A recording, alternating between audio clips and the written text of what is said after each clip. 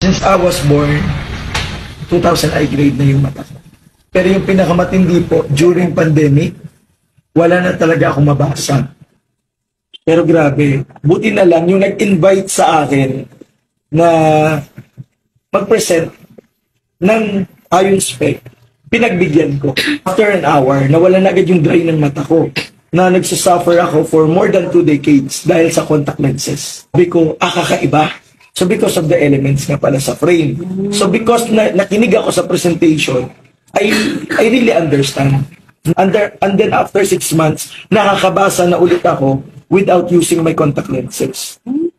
So kung hindi naagapan ng iron spec, kung hindi dumating yung iron spec, baka ngayon, bulag na siguro ako. At least, so kung mataas yung grado mo, it's either you use contact lenses first while using iron spec para hindi mahirap, or pwede mong ipatong yung iron spec dito because yung elements na powerful na sa frame, wala na sa hindi na sa lens. Kasi walang grade yung iron spec pero it lowers your grade over time. Amazing, di ba? So mas maganda ikaw mismo maka-experience by yourself kasi it's your own story to tell. Iba yung naririnig mo sa akin, iba yung ikaw yung magkukwento.